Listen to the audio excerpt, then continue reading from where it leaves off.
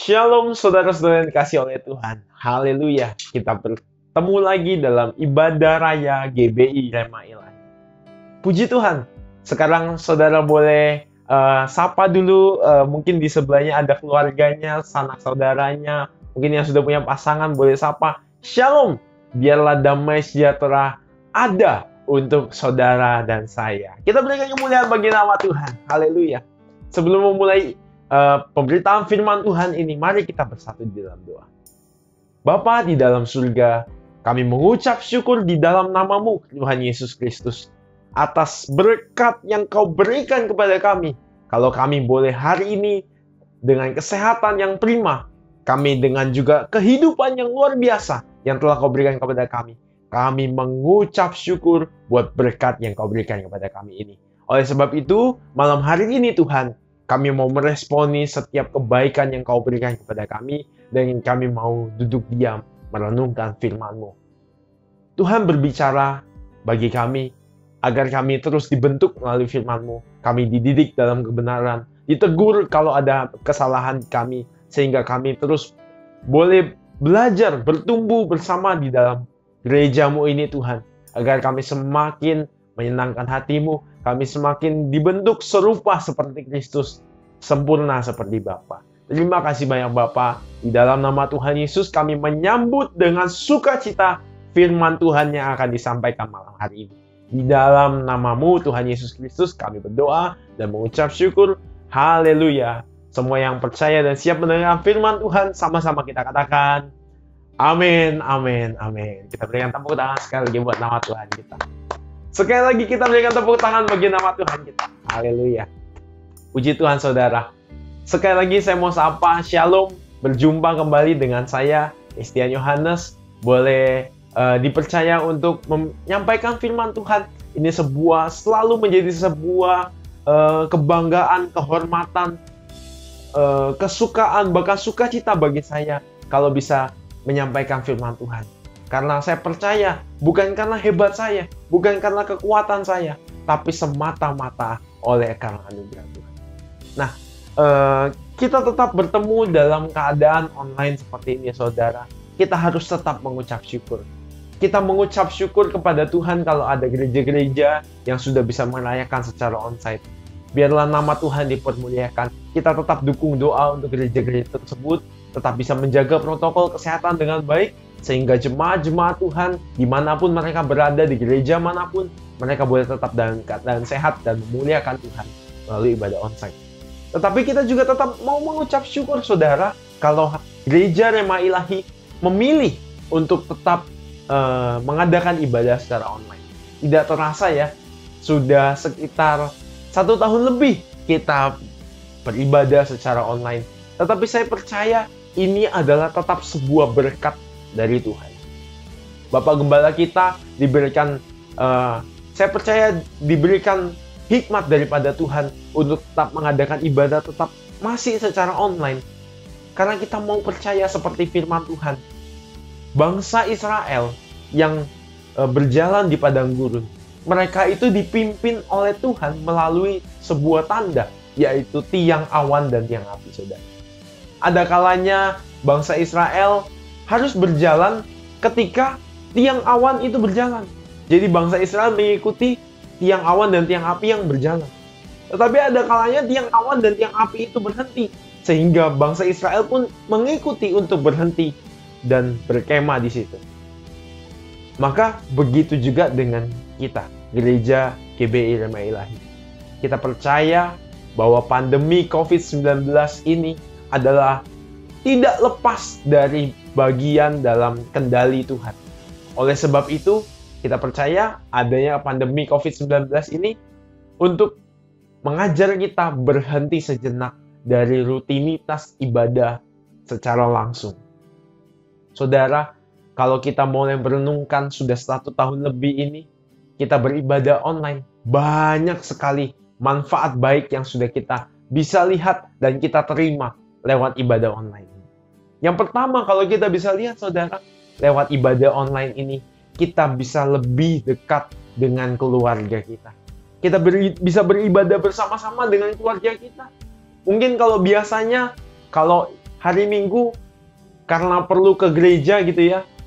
Oh, karena mungkin kendaraannya nggak cukup, ada yang pisah, ada yang ke gereja lain.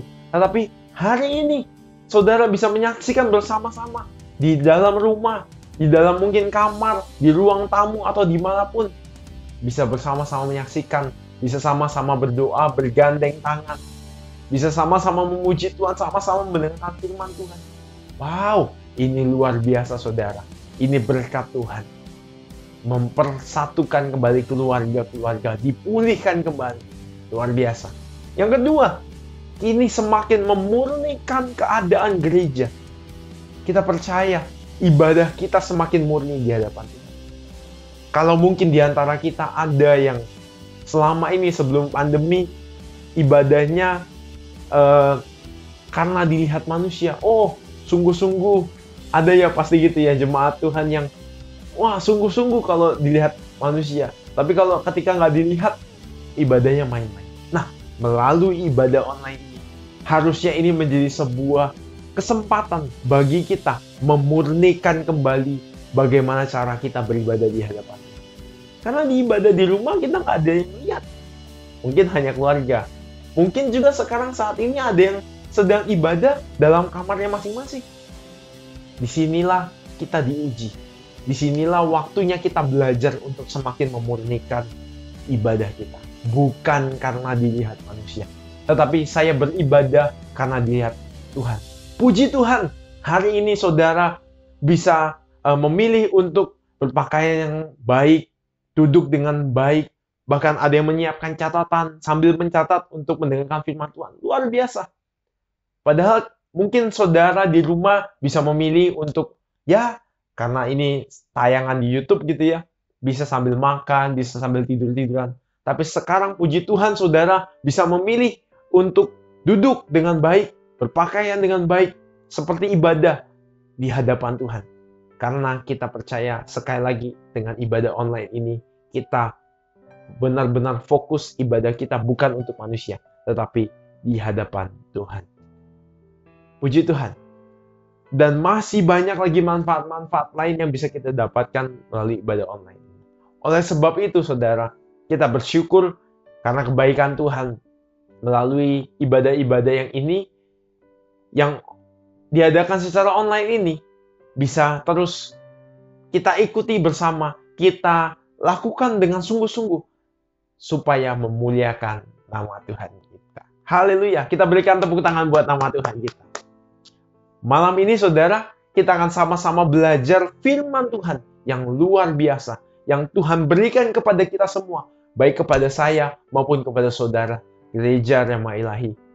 Biarlah melalui firman Tuhan malam ini, kita diteguhkan kembali, kita diberikan lagi semangat yang menyala-nyala. Wah saudara, kalau saya boleh rasakan ini mungkin saudara bisa dengar ya, suara saya ini agak ngegas-ngegas nih. Karena saya percaya ini api yang Tuhan berikan kepada saya untuk memberitakan firman Tuhan ini. Yaitu apa? Firman Tuhan untuk tugas yang harus kita lakukan di akhir zaman. Kita percaya kedatangan Tuhan Yesus yang kedua kali kembali ke dunia ini semakin dekat waktunya. Kita bisa melihat tandanya di luar sana. Kita bisa melihat bagaimana peristiwa-peristiwa di Alkitab yang sudah dituliskan dalam nubuatan terjadi hari-hari ini. Artinya kedatangan Kristus yang kedua kali semakin dekat. Makanya tugas utama ini, apa yang harus kita kerjakan akhir-akhir ini, akan kita bahas pada malam hari ini. Mari kita baca ayat ini dari ayat 16 bersama-sama. 1, 2, 3. Dan ke-11 murid itu berangkat ke Galilea, ke bukit yang telah ditunjukkan Yesus kepada mereka. Ayat 17. Ketika melihat dia, mereka menyembahnya, tetapi beberapa orang ragu-ragu. Ayat 18. Yesus mendekati mereka dan berkata, "Kepadaku telah diberikan segala kuasa di surga dan di bumi." Ayat ke-19.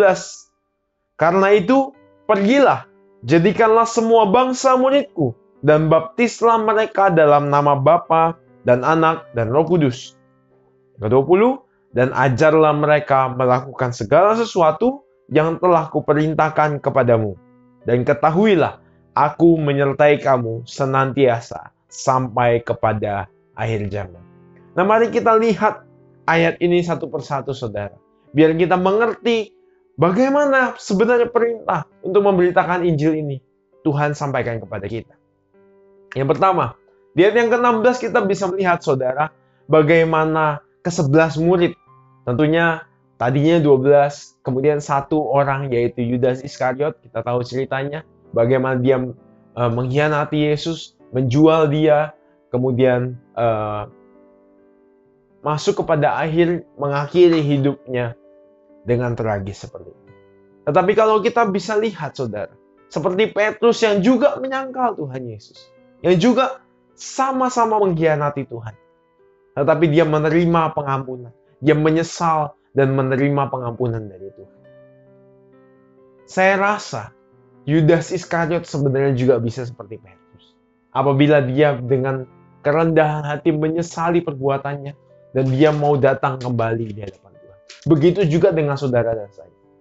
Kalau ada di antara kita yang mungkin sudah jatuh dalam dosa, saat ini saya mau berkata, kita masih bisa menerima pengampunan dari Tuhan. Karena kita masih diizinkan hidup saat ini. Artinya masih ada kesempatan untuk kita kembali kepada Tuhan dan menjadi muridnya kembali. Kita kembali kepada firman Tuhan ini. Dan ke-11 murid itu berangkat ke Galilea, ke bukit yang telah ditunjukkan Yesus kepada mereka. Nah, artinya dimulai dengan ketaatan. Pergi kepada Tuhan, mendengarkan petunjuk Tuhan. Hari ini kita juga mulai dengan ini. Kita dengar perintah Tuhan malam hari ini dan kita mau melakukannya. Yang kedua, kita bisa melihat di ayat 17, ketika melihat dia, mereka menyembahnya. Tetapi beberapa orang ragu-ragu. Saudara, kalau kita lihat kronologis cerita dari kitab Matius ini, pada Matius 28 ayat 16 sampai yang ke-20, kronologisnya adalah murid-murid dipanggil oleh Tuhan Yesus untuk bertemu dia setelah dia mengalami kebangkitan. Banyak di antara murid-muridnya yang masih ragu-ragu. Apakah ini benar Tuhan Yesus? Bahkan setelah mereka melihat secara langsung bahwa di situ Tuhan Yesus bangkit, mereka masih ada yang ragu-ragu. Nah, pertanyaannya, apakah saudara dan saya adalah tipe yang pertama, yaitu yang menyembah dia? Kita sudah melihat, bukan, bagaimana Tuhan memberkati kita. Bagaimana Tuhan menolong kita dalam berbagai masalah yang kita hadapi. Mari ingat kembali. Bukankah sudah sering Tuhan benar-benar menolong kita? Saat-saat di mana kita benar-benar terpuruk. Saat-saat di mana benar-benar kita merasa tidak mampu dan kita minta pertolongan Tuhan. Hari ini kalau kita ada, bukankah kita melewati masalah yang berat itu bersama dengan dia? Apakah kita yang pertama yang sudah melihat kebaikan Tuhan dan kita menyembah dia? Atau kita yang kedua, walaupun sudah melihat, tetapi kita masih ragu-ragu? Tetapi kita tidak usah takut, tidak usah khawatir. Walaupun ragu-ragu, kita lihat bagaimana respon Tuhan Yesus. Ayat ke-18. Yesus mendekati mereka dan berkata, "Kepadaku telah diberikan segala kuasa di surga dan di bumi." Wow, luar biasa, saudara. Kita lihat, saudara, bagaimana Tuhan Yesus mendekati mereka. Bukan hanya yang menyembah dia, bukan hanya yang benar-benar percaya, karena yang percaya, tetapi juga yang kurang percaya, yang ragu-ragu. Tuhan masih mendekati. Artinya Tuhan masih memberi kesempatan kepada saudara dan saya. Walaupun mungkin kita masih ada yang ragu-ragu. Tetapi hari ini Tuhan masih datang kepada kita. Hari ini kalau saudara menyaksikan firman Tuhan, artinya Tuhan masih memberi kesempatan kepada saudara dan saya untuk kita kembali kepada dia. Percaya dengan sungguh-sungguh. Ada amin, saudara? Dan Tuhan Yesus mendekati kita dan berkata, "Kepadaku telah diberikan segala kuasa di surga dan di bumi." Kenapa Tuhan Yesus berkata itu? Kita lihat di ayat yang ke-19. Tuhan Yesus berkata apa? "Karena itu pergilah Jadikanlah semua bangsa muridku dan baptislah mereka dalam nama Bapa dan Anak dan Roh Kudus. Wow, luar biasa saudara. Di ayat 19 ini Tuhan memerintahkan kepada setiap murid Kristus. Garis bawahi, setiap murid Kristus. Artinya saudara dan saya. Kita percaya, amin, kita murid Kristus. Yang setuju katakan, haleluya. Karena itu pergilah jadikan semua bangsa muridku dan baptislah mereka dalam nama Bapa dan Roh Kudus. Ini merupakan sebuah perintah yang harus kita kerjakan. Sekali lagi, perintah yang harus kita kerjakan. That's why disebut amanat agung. Itu mengapa ayat ini selalu dikatakan sebuah amanat agung. Perintah yang agung. Pesan yang agung yang harus kita kerjakan hari-hari ini, saudara. Kita lihat yang ayat 20. Dan ajarlah mereka melakukan segala sesuatu yang telah kuperintahkan kepadamu. Dan ketahuilah, aku menyertai kamu senantiasa sampai kepada akhir zaman. Wow. Kita lihat sekali lagi saudara bagaimana dahsyatnya Tuhan kita. Ini bukti bahwa Allah itu baik. Allah itu bukan hanya Allah yang memerintahkan kepada kita. Tetapi Tuhan berkata di sini, aku menyertai kamu senantiasa sampai kepada akhir zaman. Kita berikan tepuk tangan buat nama Tuhan kita. Katakan haleluya. Luar biasa saudara. Allah mana yang seperti Allah. Amin. Dia tidak hanya memerintahkan kita, saudara. Tetapi dia berkata dia menyertai kita senantiasa. Saudara, kalau saudara dan saya, kita aja dipercaya oleh manusia yang bukan, gak usah manusia yang memegang jabatan. Misalkan ada orang, ada teman kita, ada seseorang yang percaya kepada kita. Misalkan dia menitipkan handphonenya saja kepada kita. Atau bahkan lebih ekstrim menitipkan kunci mobil, kita boleh pakai, kita boleh pinjam. Bukankah kita senang, saudara? Apalagi yang punya jabatan, misalkan saudara dipercaya, saudara dan saya kita dipercaya oleh pemimpin kita, mungkin di kantor, di pekerjaan, atau dipercaya oleh dosen atau guru di sekolah. Apalagi dipercaya oleh orang yang punya jabatan seperti presiden misalkan. Kita dipercaya menjadi tangan kanannya presiden. Wah, pasti bangga. Ini saya nih, tangan kanannya Pak Presiden. Hari ini Tuhan mempercayakan kepada kita sebuah tugas yang lebih besar. Tentu harusnya kita sangat bangga. Saya murid Kristus yang dipercayakan tugas yang luar biasa dari Tuhan. Sebab itu hari ini harusnya kita semangat ini. Saya percaya bukan hanya saya ini yang berapi-api. Makanya ngomongnya agak ngegas terus ya dari tadi ya. Karena saya percaya ini sebuah api yang ingin Tuhan kobarkan. Kita boleh semangat lagi di tahun ini. Bangkit kembali untuk mengerjakan tugas yang utama. Menjelang kedatangan Kristus kembali ke dunia. Yang setuju boleh tepuk tangan kita katakan amin.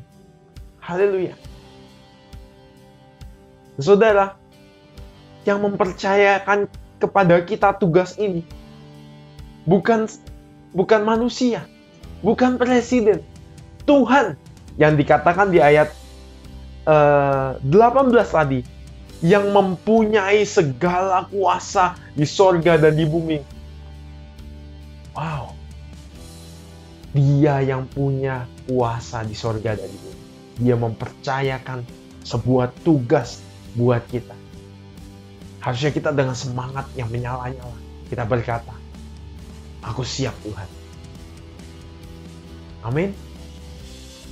Karena bukan hanya dipercayakan, diperintahkan saudara, tetapi Tuhan berkata, aku menyertai kamu senantiasa sampai kepada akhir zaman. Wah, sekali lagi saya mau ngajak semua berikan tepuk tangan buat Tuhan kita yang dahsyat dan luar biasa. Haleluya. Tuhan sang pemilik kuasa di surga dan di bumi mempercayakan kepada kita tugas dan menyertai kita sampai pada akhir. Nah, kita lihat saudara, ini sebuah tugas yang penting yang Tuhan mau sampaikan kepada saudara dan saya, murid-murid Kristus. Kita sebagai gereja Tuhan, kita dipercayakan tugas yang luar biasa ini untuk menyelamatkan jiwa-jiwa, menjadikan semua bangsa murid, membaptis mereka, dan mengajarkan mereka ketetapan. Tetapi kita bisa melihat hal yang tugas utama ini, ternyata di akhir zaman ini justru diganggu oleh iblis. Saat-saat ini gereja Tuhan sedang diombang-ambingkan. Saat-saat ini jemaat Tuhan sedang dibuyarkan fokusnya oleh iblis, supaya tidak mengerjakan tugas utama ini. Setidaknya saya bisa mencatat 4 hal yang hari-hari ini gereja Tuhan lakukan. Tetapi kita tahu ya saudara, yang saya maksud gereja Tuhan bukan soal lembaga, bukan soal organisasi, bukan soal gedungnya, tetapi saudara dan saya di dalamnya. Gereja Tuhan, saya dan saudara. Kita adalah gereja Tuhan. Kita adalah milik Kristus. Kita adalah anggota tubuh Kristus. Nah, sebagai anggota tubuh Kristus ini, masalah yang hari ini kita hadapi adalah kita terlalu sibuk dengan hal-hal yang tidak utama, yang harusnya tidak kita lakukan. Kita terlalu sibuk dengan 4 hal ini. Yang pertama, masing-masing kita sedang sibuk mengejar berkat dan kemakmuran, mengejar jabatan, mengejar posisi, mengejar kekayaan. Hati-hati saudara. Ini adalah tipu daya iblis. Kalau kita hanya mengejar berkat dan kemakmurannya, kita tidak bisa mengerjakan tugas utama yang Tuhan sudah sampaikan tadi. Saya bukan berarti anti dengan berkat Tuhan. Saya percaya semua orang mau diberkati oleh Tuhan. Dan saya percaya dengan iman, seperti yang Tuhan janjikan dalam firman Tuhan. Kita pasti diberkati oleh Tuhan. Itu sudah pasti, saudara. Itu otomatis mengikuti kita. Kalau apa? Kalau kita fokus mengerjakan tugas kita. Jadi berkat, yes. Kemakmuran, Tuhan janjikan, yes, kelimpahan. Tetapi bukan itu yang kita kejar, saudara. Yang kita kejar harusnya adalah bagaimana kita menjadi hamba yang setia, melakukan tugas kita. Coba saya ajak kita merenungkan. Bagaimana bila kita di dunia ini, misalkan saudara dan saya, kita jadi bos gitu ya.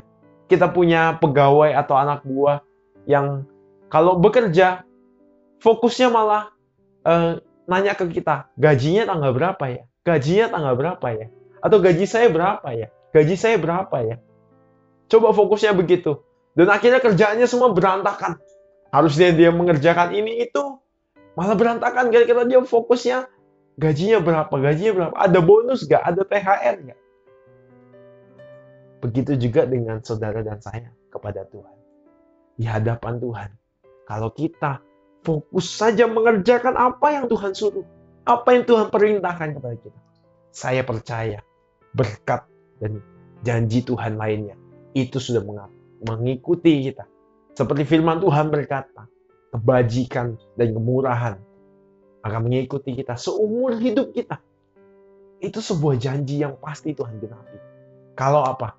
Sekali lagi, kita fokus melakukan yang menjadi tugas kita di akhir zaman.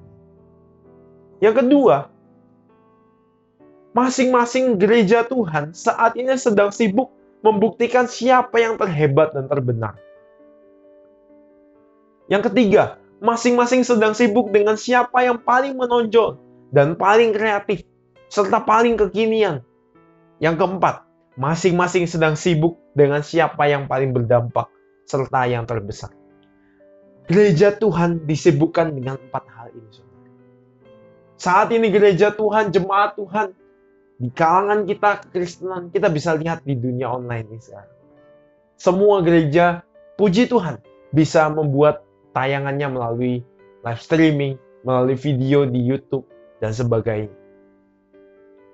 Ini sebuah berkat Tuhan, sehingga semua orang seluruh dunia bisa melihat. Tetapi hati-hati, saat ini kita bisa melihat berbagai kalangan yang akhirnya terlalu sibuk untuk mengomentari masing-masing ajaran. Merasa ajarannya paling benar, merasa gerejanya paling hebat, menonjolkan gerejanya paling hebat, paling besar, paling banyak penonton, paling banyak subscriber. Akhirnya mengejar hal-hal yang tidak penting, saudara. Apakah Tuhan bertanya nanti di sana, gereja kalian berapa subscribernya? Kan tentu tidak. Tapi hati-hati, ini peringatan buat gereja kita juga.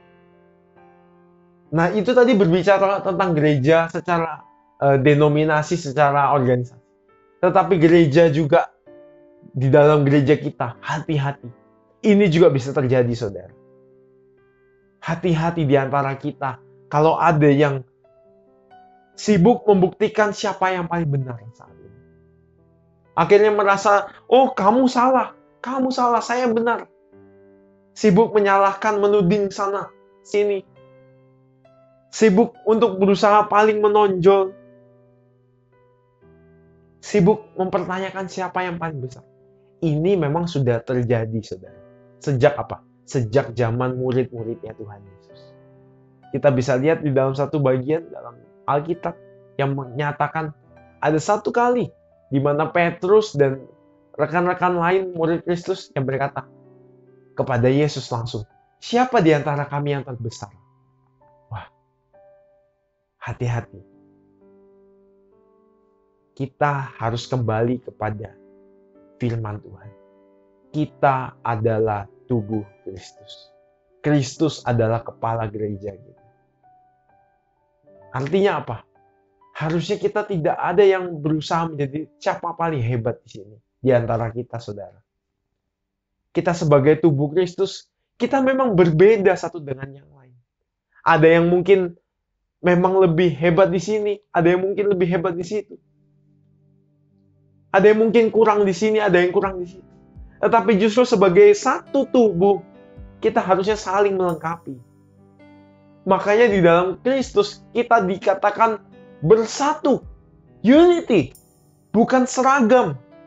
Uniform. Jadi unity, not uniform. Artinya di tengah perbedaan kita, saudara. Mungkin antara satu dengan yang lain, antara kita. Ada perbedaan pendapat, perbedaan apa.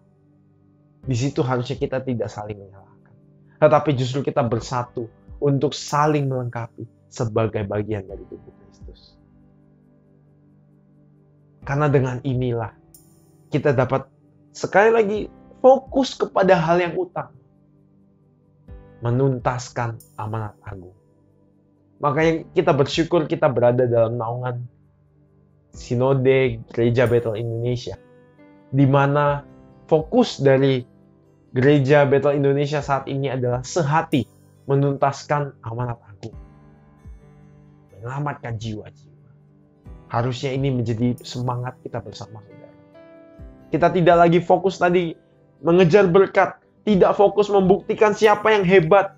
Tidak fokus menonjolkan diri.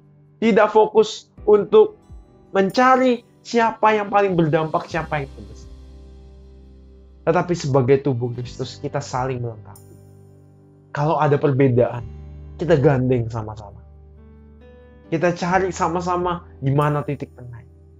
Kalau ada perbedaan pendapat, gak apa-apa, itu wajar. Itu jadi saling pengingat buat kita. Karena setiap kita pasti punya kelemahan. Dan dengan adanya kita sebagai gereja Tuhan, kita bersatu untuk saling menguatkan. Maka kehendak Allah buat gereja Tuhan di akhir zaman ini. Kita percaya kedatangan Tuhan semakin dekat. Amin. Kita sudah melihat tanda-tanda di dunia ini. Banyak sekali peristiwa yang digenapi. Nubuatan-nubuatan Alkitab digenapi. Ini menjadi peringatan. Kedatangan Kristus yang kedua kali semakin dekat. Oleh sebab itu, saudara, ayo terus kejar kehendak Allah bersama-sama. Melalui firman Tuhan hari ini kita diingatkan kembali. Ayo kita kejar yang utama. Fokus pada yang utama. Yaitu apa? Kalau saya boleh bahasakan, biar lebih nancep nih di hati kita sama-sama. Merampas jiwa-jiwa dari tangan iblis untuk masuk dalam rancangan Allah. Hari ini saudara, masih banyak di luar sana yang sedang mengantri menuju neraka, menuju kebinasaan. Karena mereka tidak mengenal Kristus. Mereka masih hidup dalam kegelapan. Ayo buka mata ini. Kita jangan fokus pada diri kita saja. Kita masih lihat di luar sana banyak sekali orang-orang yang belum mengenal Kristus. Orang-orang yang masih terhilang, saudara. Bukankah kalau hari ini kita diberi makanan yang cukup, diberi pakaian, tempat tinggal yang nyaman, tempat tinggal yang layak, bukankah itu sudah cukup harusnya? Bukankah ini saatnya kita mulai fokus kepada jiwa-jiwa yang terhilang, kepada orang-orang yang belum mengenal Kristus? Maka dari itu harusnya fokus utama kita adalah menarik jiwa-jiwa yang sedang dalam antrian kebinasaan menuju kepada antrian kerajaan Allah yang kekal. Yang setuju katakan amin. Karena dengan begitu nama Tuhan dipermuliakan. Oleh sebab itu saudara, kalau ditanya bagaimana kita harus mengabarkan Injil, tentu tidak mudah saudara. Banyak tantangannya, banyak hambatannya, banyak sekali mungkin alasan-alasan yang bisa dibuat untuk tidak melakukan penginjilan. Mungkin orang banyak bisa berkata, aduh saya nggak pandai bicara, gimana saya bisa menginjil, nanti saya salah ngomong bagaimana. Belum lagi ntar ada yang bilang, waduh kalau nanti saya menginjil, ntar saya dibilang kristenisasi, ntar saya bisa dihukum, dilaporkan ke polisi dan sebagainya, dan sebagainya, dan sebagainya. Belum lagi ada yang bicara, saya masih terlalu muda untuk menginjil, nanti deh tunggu saya dewasa sedikit. Nanti kalau udah dewasa, bilangnya apa? Aduh, saya udah terlalu tua. Udah, biarin aja yang muda-muda yang menginjil. Saya berdoa aja. Hati-hati saudara. Alasan-alasan itu, saya percaya itu timbul dari siasat iblis. Ingat, iblis itu penipu.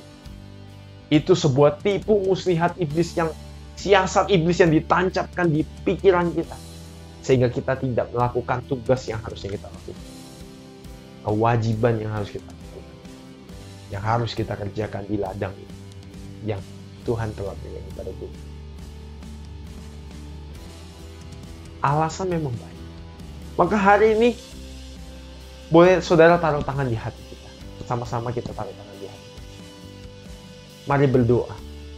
Di dalam nama Tuhan Yesus, hari ini kami menengking setiap roh-roh jahat, setiap tipu daya iblis yang mau mengganggu kami untuk punya keberanian memberitakan Injil. Segala roh ketakutan, roh kekhawatiran, kami patahkan di dalam nama Tuhan Yesus. Sehingga hari ini kami punya keberanian. Api Tuhan boleh berkobar di hati kami, untuk mulai kami berani memberitakan Injil, memberitakan kabar sukacita, kabar baik kepada orang-orang yang belum mengenal Kristus, sehingga mereka boleh diselamatkan di dalam nama Tuhan Yesus. Haleluya. Amin.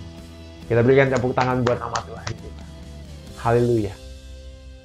Hari ini saudara, Tuhan berikan keberanian kepada saudara dan saya untuk kita mulai memberitakan Injil kepada mereka yang belum mengenal Kristus, supaya mereka diselamatkan. Maka saya kasih 4 hal yang kita perlukan untuk mengabarkan Injil. Pertama, kita mengabarkan Injil dengan kasih dan kesabaran. Saudara, tanpa kasih, kita tidak mungkin bisa mengabarkan Injil.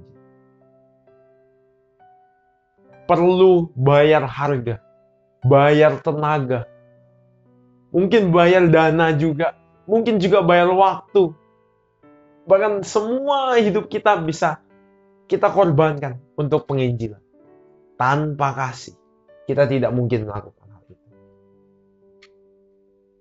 Maka justru dengan kasih, kalau kita berkata, aku mengasihi Engkau Tuhan Yesus, harusnya kita berani membayar harga untuk melakukan penginjilan.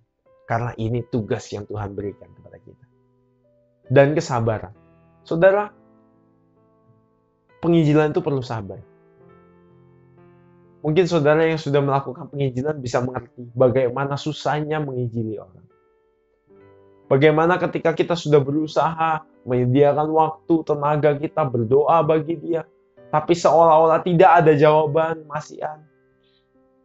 Misalkan kita sudah mengajak dia untuk ikut beribadah, jawabannya, iya masih, nanti ya, oke nanti saya ikut, tapi ternyata nggak ikut.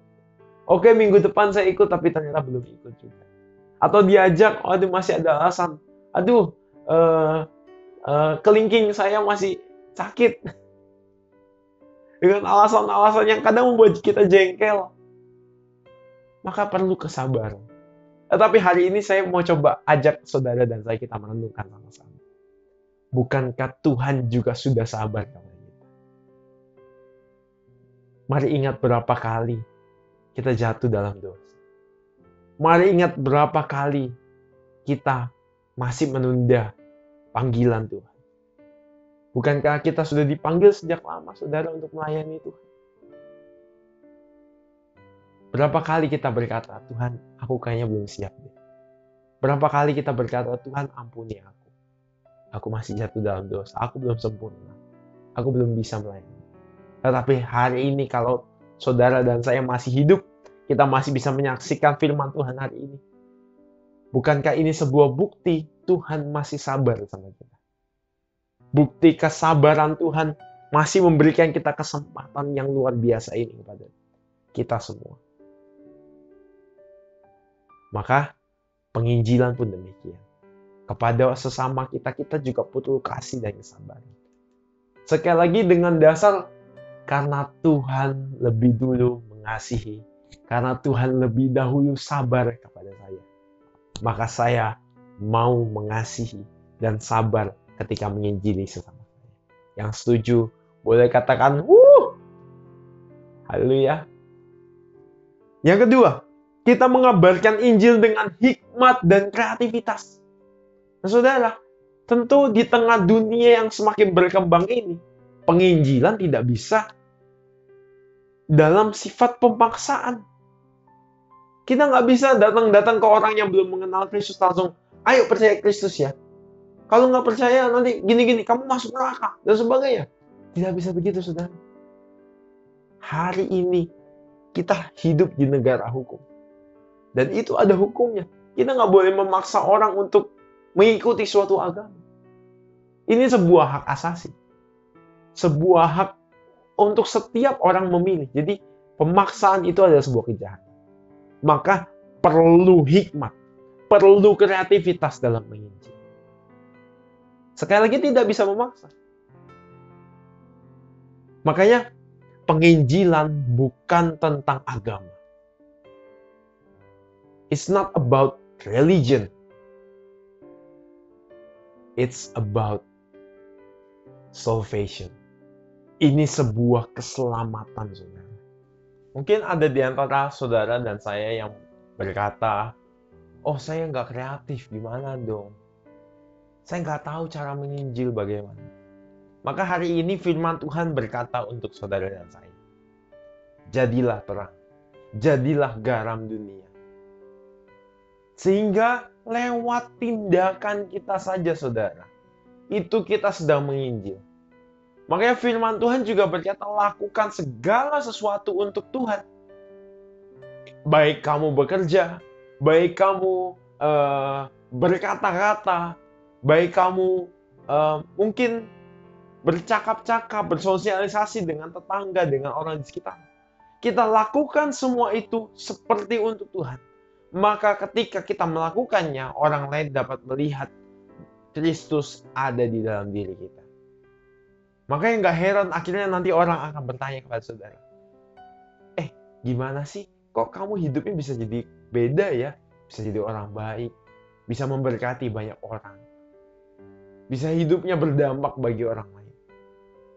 karena hidup kita lakukan untuk menjadi berkat bagi orang lain, untuk menjadi terang, menjadi garam. Itulah cara penginjilan yang kreatif, saudara. Kita tanpa memaksa, orang akhirnya akan datang sendiri kepada kita dan mau mengikuti cara kita mengikut Kristus. Maka ini cara yang hikmat, ini cara yang kreatif. Tetapi tentu tidak sampai di situ. Ketika mereka bertanya, disitulah kita juga butuh kreativitas. Perlu hikmat untuk menjawab. Kita bagaimana akhirnya menuntun mereka untuk percaya kepada Tuhan. Dan dibaptis dan mengajarkan ketetapan. Yang ketiga, kita juga bisa mengabarkan Injil dengan urapan dan wibawa surgawi. Dengan urapan dan wibawa surgawi. Ini yang membedakan kita dengan hanya seorang sales, hanya marketing. Kalau marketing atau sales produk di dunia ini, mereka tidak punya urapan. Makanya, kalau gereja tidak punya urapan, kalau kita sebagai penginjil tidak punya urapan, yang kita katakan itu jadi kering, saudara. Tidak membawa dia untuk bergairah, mengenal Kristus. Tidak membawa jiwa itu untuk tersentuh hatinya, untuk percaya kepada Kristus. Maka kita butuh urapan. Karena dengan urapanlah setiap tindakan kita, setiap perkataan kita, itu punya kuasa yang daripada Tuhan. Maka kita perlu masuk dalam hadirat Tuhan. Puji Tuhan, gereja kita terus berusaha. Walaupun di masa pandemi ini kita terus berusaha mengejar hadirat Tuhan. Sehingga dengan hadirat Tuhan kita diurapi. Maka dengan urapan itu, penuh kuasa Roh Kudus itu, kita bisa mengabarkan Injil dengan luar biasa. Banyak orang boleh diselamatkan. Yang keempat, kita mengabarkan Injil dengan kesaksian, teladan, dan pembuktian hidup. Antara kata-kata kesaksian yang kita sudah alami. Saudara, kalau saudara bingung mulai dari mana menginjil, tadi yang saran pertama bisa mulai dari tindakan hidup kita, perbuatan hidup kita. Yang kedua bisa kesaksian pribadi kita. Apa yang telah kita alami bersama dengan Kristus, itu aja yang jadi kita ceritakan kepada mereka. Bagaimana kita mengalami kesembuhan. Bagaimana Tuhan memberkati kehidupan kita.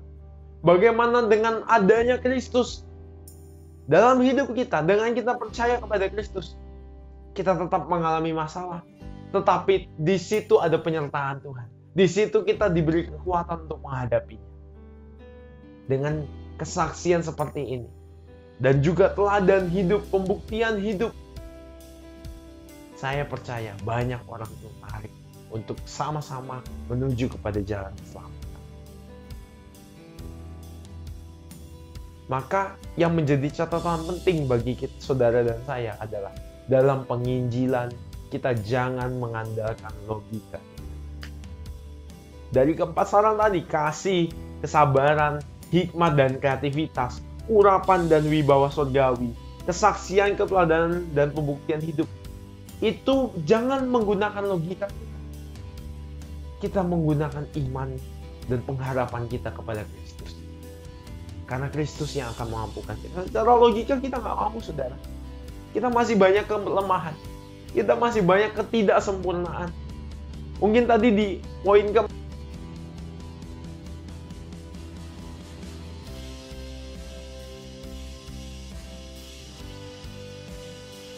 bisa sesuai dengan perkataan, dengan tindakan.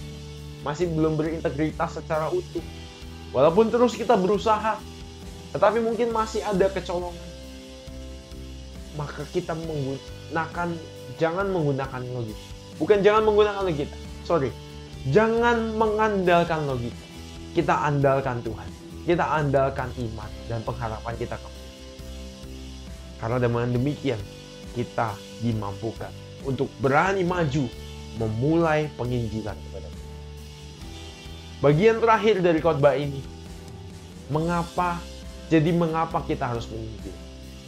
Kalau saya simpulkan, pertama, mengapa kita harus menginjil? Karena penginjilan adalah perintah dari Tuhan Yesus. Dan ini adalah amanat agung seperti yang sudah saya sampaikan berkali-kali di awal. Ini adalah amanat agung.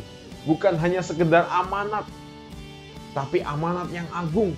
Artinya ini sangat penting yang harus kita kerjakan.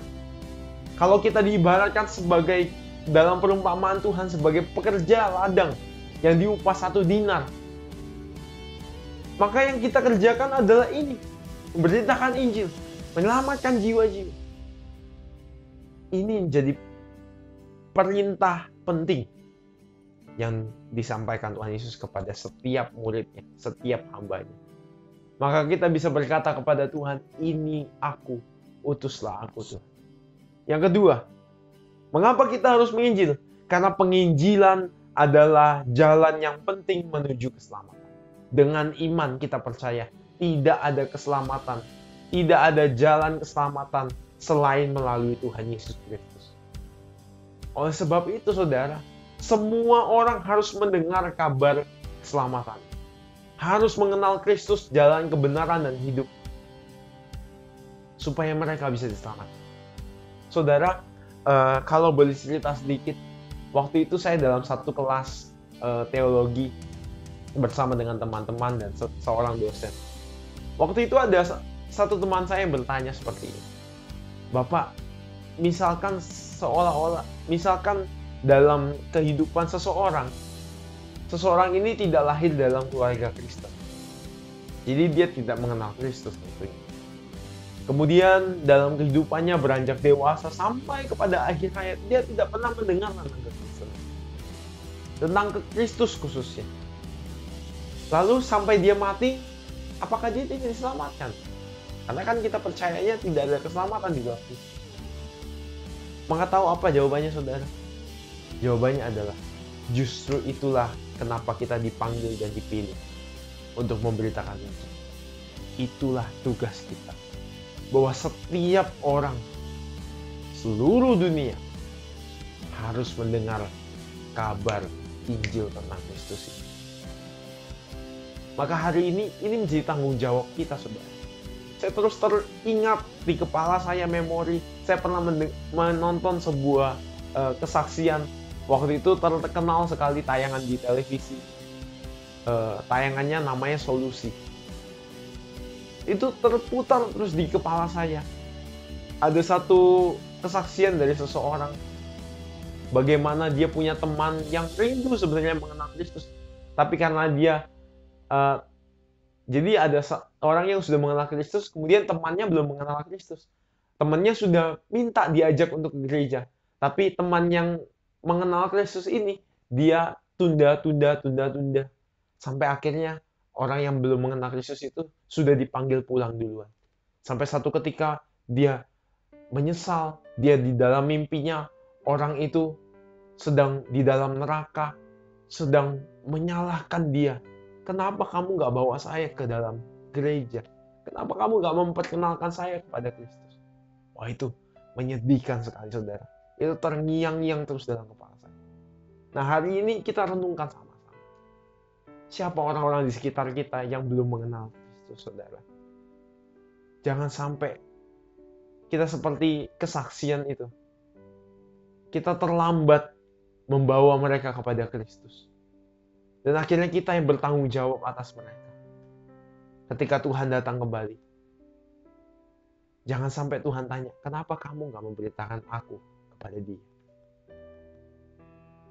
Ini tanggung jawab kita bersama, saudara. Mari berusaha mulai sekarang. Belum terlambat. Kita masih diberi kesempatan. Kita masih diberi hidup. Mari mulai memberitakan Injil. Yang ketiga, mengapa kita harus memberitakan Injil? Karena penginjilan bisa dikerjakan semua orang. Sekali lagi, di awal sudah kita baca sama-sama firman Tuhan. Kepada seluruh murid Kristus. Bukan hanya kepada para gembala. Bukan hanya kepada para pendeta. Bukan hanya kepada para pengkhotbah, orang yang belajar teologi, orang yang sekolah Alkitab. Bukan, saudara. Penginjilan adalah tanggung jawab semua murid Kristus. Apabila saudara dan saya mengaku orang Kristen, pengikut Kristus, murid Kristus, hamba Tuhan, kita harus melakukan penginjilan. Karena ini tugas dan tanggung jawab kita. Yang terakhir, mengapa kita harus menginjil?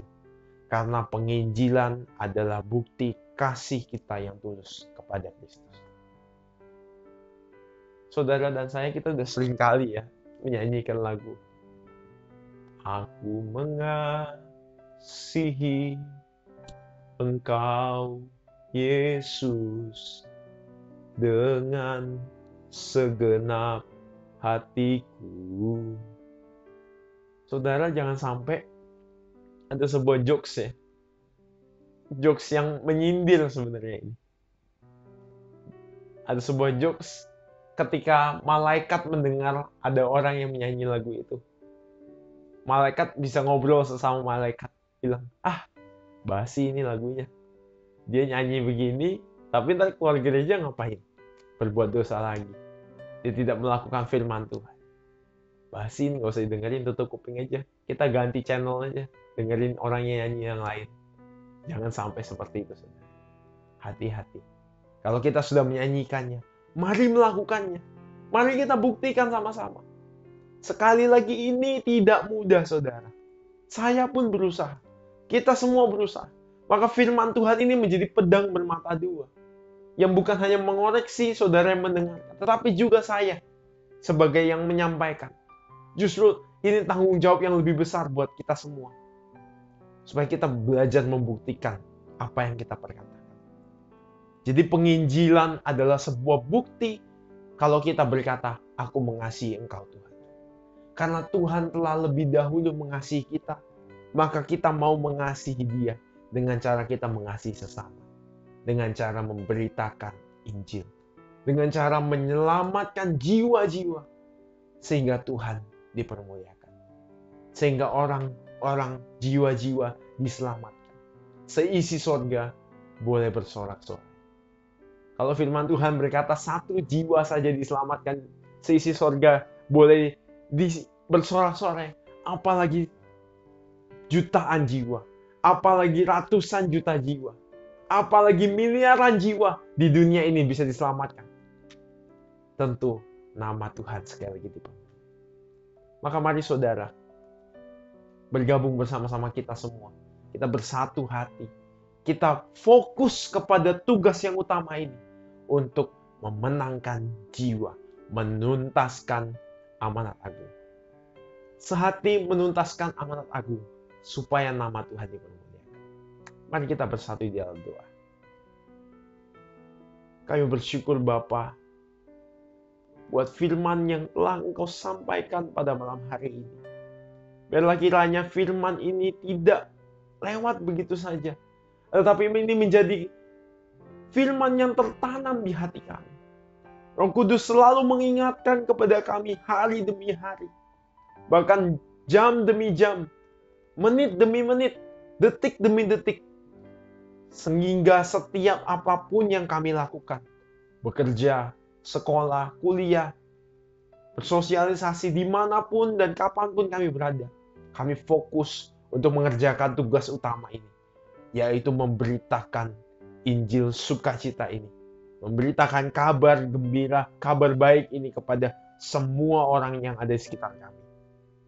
Roh Kudus memampukan kami, memberikan kami keberanian, memberikan kami kekuatan, memberikan kami hikmat, memberikan kami kasih dan kesabaran, bahkan memberikan kami sukacita, kerinduan untuk menyelamatkan jiwa-jiwa. Ini kami Tuhan. Saat ini mari saudara angkat tanganmu. Taruh tanganmu yang satu di hati. Kita sama-sama berdoa. Tuhan, ini aku, hamba-Mu. Utuslah aku menjadi saksi-Mu Tuhan. Memberitakan keselamatan yang datang daripada-Mu. Menjadi terang dan garam di sekitar kami. Sehingga orang-orang di sekitar kami boleh mengenal nama-Mu. Di dalam nama-Mu Tuhan Yesus. Kami berdoa dan mengucap syukur buat firman Tuhan pada malam hari ini. Yang percaya dan siap menjadi pemberita Injil, perkabar Injil untuk kemuliaan nama Tuhan. Mari sama-sama katakan. Amin. Selamat menjadi pemberita Injil untuk memuliakan nama Tuhan, memenangkan banyak jiwa. Tuhan Yesus memberkati kita semua. Saya serahkan selanjutnya kepada Bapak Gembala.